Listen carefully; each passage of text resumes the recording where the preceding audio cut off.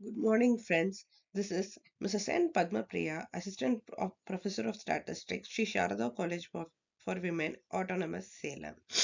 Good morning, friends.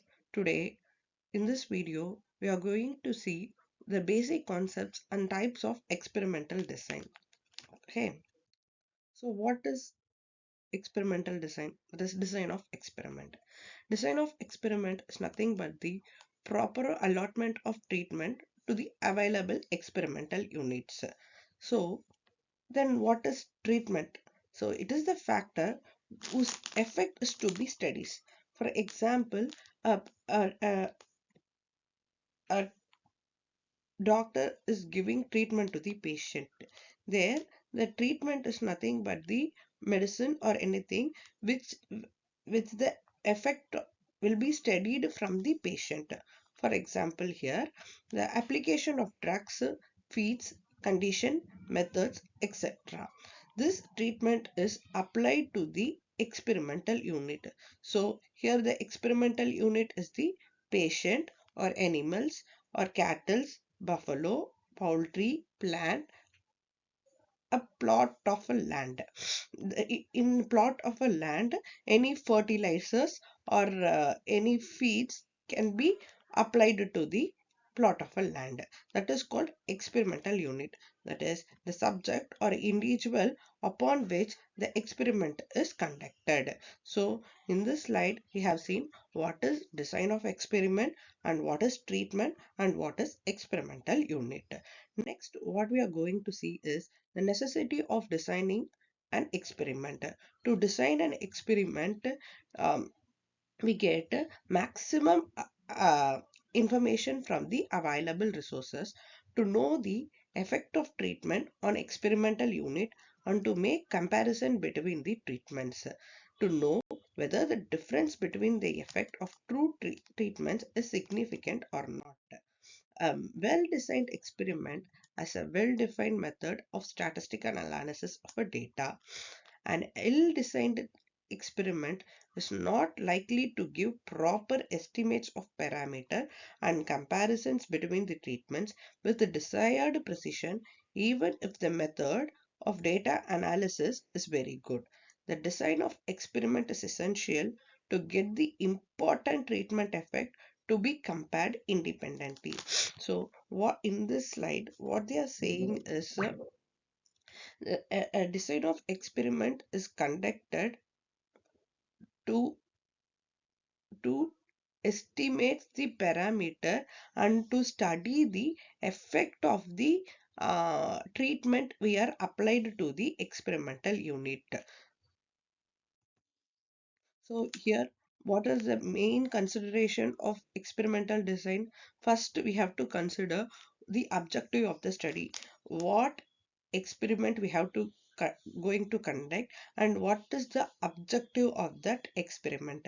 The next is type of experimental materials available. So what are the materials available to conduct their experiment, and the third one is characters to be studied, that is which factor or treatment we are going to study. That means the treatment effect of which character, that is experimental unit, uh, uh, we have to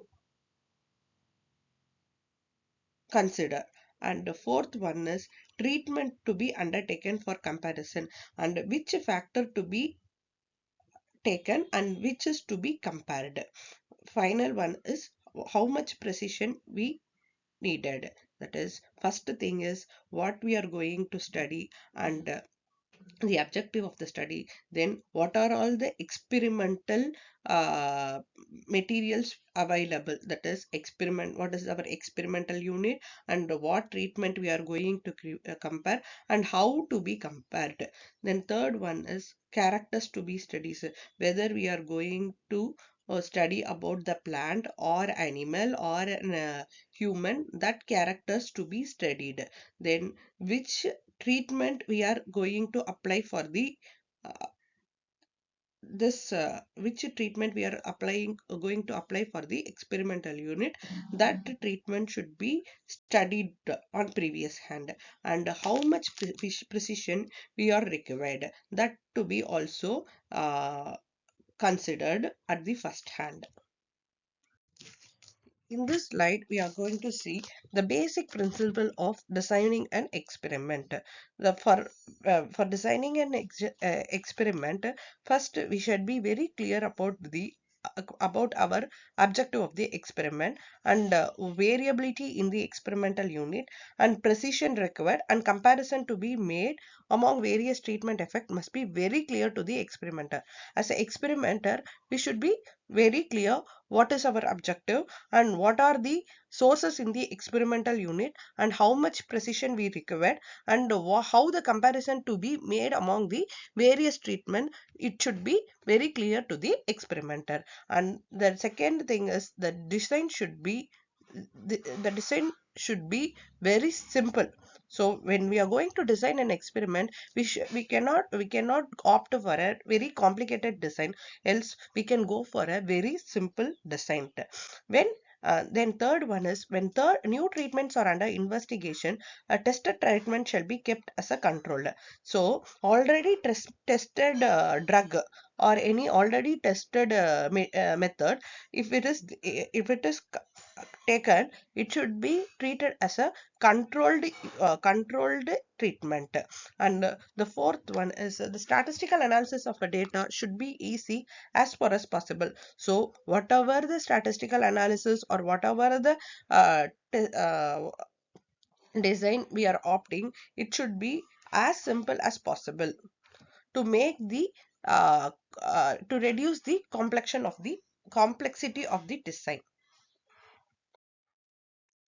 In this slide, we are going to see what are the methods, or what are the techniques to increase the efficiency of this experiment. So the efficiency is nothing but the effect of an experiment.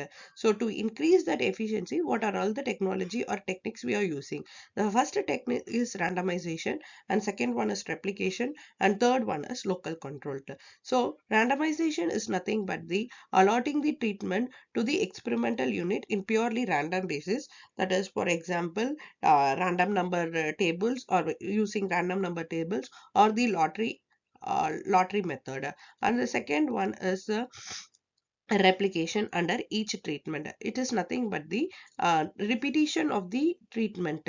For example, in a particular block, we have seven experimenter, and sorry, if a particular treatment is allotted to seven, or seven individual or anything, so how many time a particular experiment is repeated is called replication of a treatment. And third one is local control. That is, by using local control, uh, a, a, homo- a different individuals are grouped into a homogeneous group, that is, of similar groups are uh, combined. That that that is called blocking technique. That blocking is also called a local control. It is nothing but grouping of experimental unit under similar condition is made to make them homogeneous under each group. So this is called blocking. So next, what we are going to see is what is randomization. So randomization is a process employed to avoid biasness, that is, um, biasness in the allotment of treatment to the experimental units. So how randomization is achieved? The first method is lottery system, and second one is random number tables, that is table of random numbers. And second one is replication. It is number of time the effect of treatment is measured. In other words, it is the number of observation made under each treatment. For example, we have T treatments. The number of observation under each treatment is, if it is 5, then that 5 times each treatment is repeated in the experiment. That repetition is called replication. For example, here the number of treatment is we have T treatments.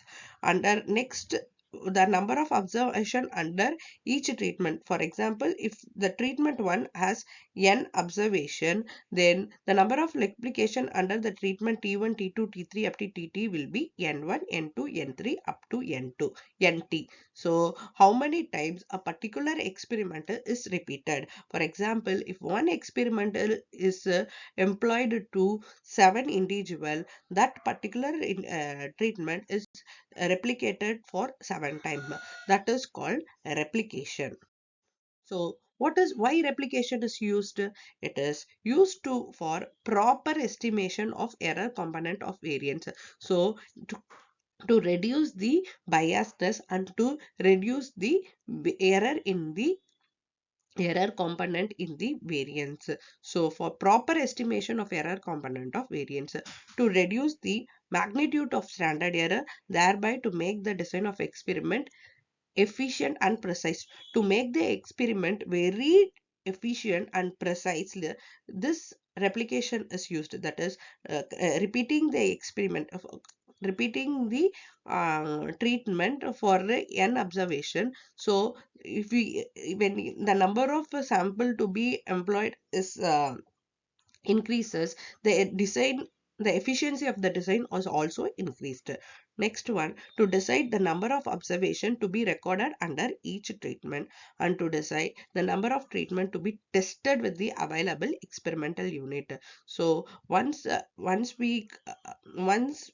replication is employed, it ultimately increases the effectiveness of the design and the preciseness of the design. So what are the design available?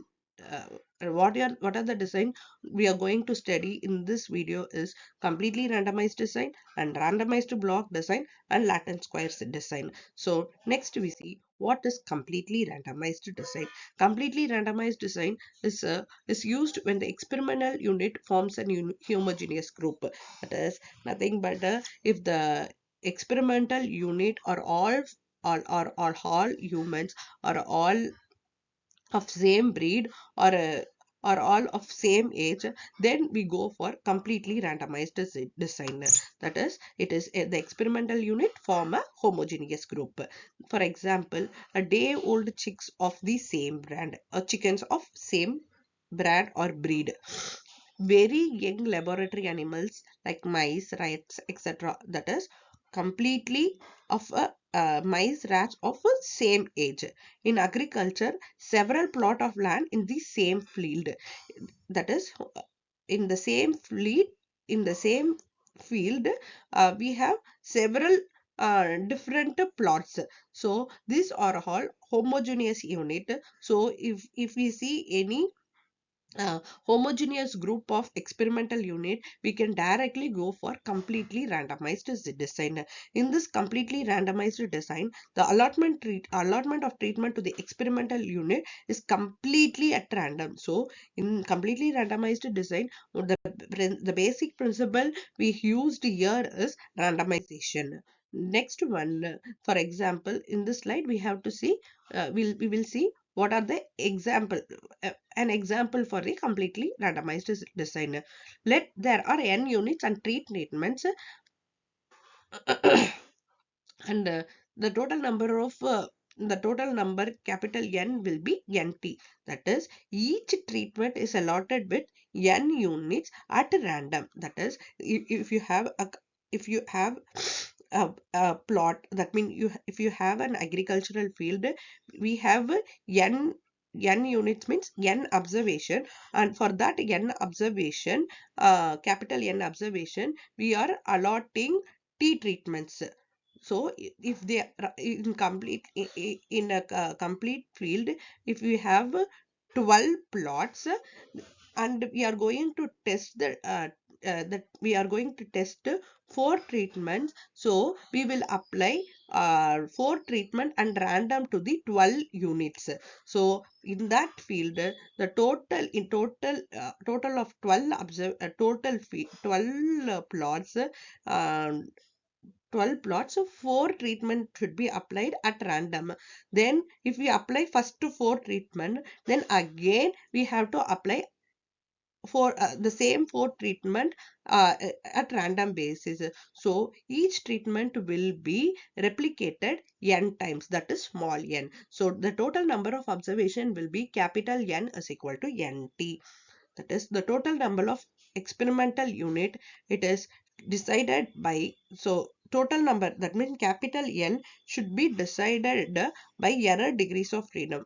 For precise test of significance in completely randomized design, the minimum error degrees of freedom should be at least 10. So the total number of observation should be more than 10. In this video, next what we are going to see is advantages of completely randomized design. So completely randomized design is a very simple design and it is very easy to design. And the next advantage is the analysis of data is very simple and straightforward. There is no complexity we can see in this analysis of a completely randomized design. And third one is the statistical analysis do not become complicated if some of the experimental unit fail to provide information. If a particular plot doesn't give any information or doesn't give any data, that makes the design doesn't make the design very complicated.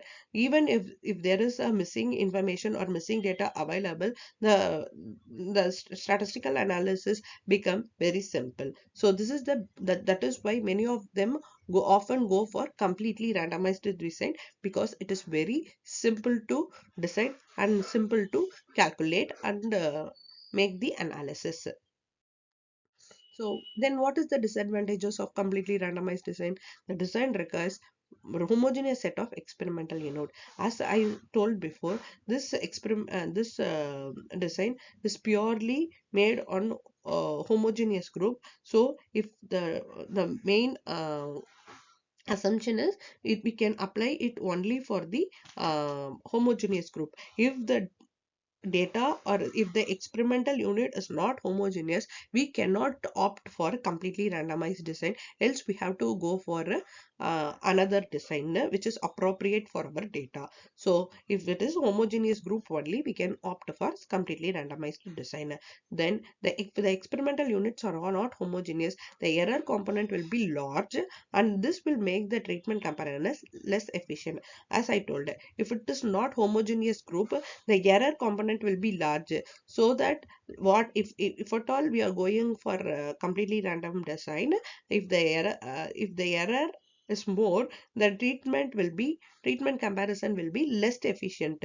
So our ultimate objective will not be reached. So that if it is not homogeneous, it is better not to go for completely randomized design. So this is the basic assumption for the completely randomized design.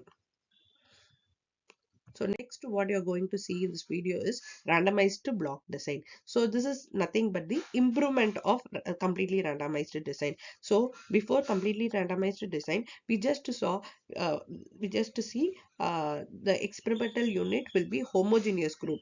If at all the experimental unit is not homogeneous or it is scattered, what we have going to do is we have to make them into homogeneous group and make them as a blocks, and then we can compare the between the blocks. So if we make it as a blocks, then it is called a randomized block design. So this is applied when experimental unit are heterogeneous. Yes, exactly. So if it is heterogeneous, we have to make them, we can divide them into homogeneous block, and then experimental units are grouped into different homogeneous block according to the variability, and then number of experimental unit within each blocks are the multiple of treatments. So and then if make them into an homogeneous group, and then each treatment is applied to the each block. So within the block we can apply the treatment at random basis. In CRD, it is completely random overall the field, but in RBD, that is randomized block design, the treatment allotment is completely random only at with the homogeneous group. So this is an example for randomized block design. Here, to study the effect of certain feed on the body weight gain of a day-old chicks. That is, the chick are from different breeds, say New Hampshire, Plymouth Rock, and Cornish and Sussex. So here the chicks are from different breed, that is heterogeneous. So to make them homogeneous, I am dividing the overall chicks into different breed, that is new breed Hampshire, Plymouth Rock, and Cornish and Sussex. So total number of chicks here is 80. So number of chick in each breed is 20. So number of male breed is 10 and number of female breed is 10. So how many blocks we are making it is 4 blocks, that is different breed, that is number of blocks is number of breed. So it will be New Hampshire, that is 4, New Hampshire, Plymouth Rock, Cornish and Sussex. So these are the 4 breeds. So here the number of blocks is 4. So number of chicks in each breed is 20. So for 4 breed, so the total number of chickens will be 4 into 20. It is 80 chickens, the overall experimental unit. In this experimental unit, each treatment is applied to this 20 number of chickens in purely random basis. So that is the each treatment is applied not randomly to this 80 chicken, but it is applied random only at this 20 chicken.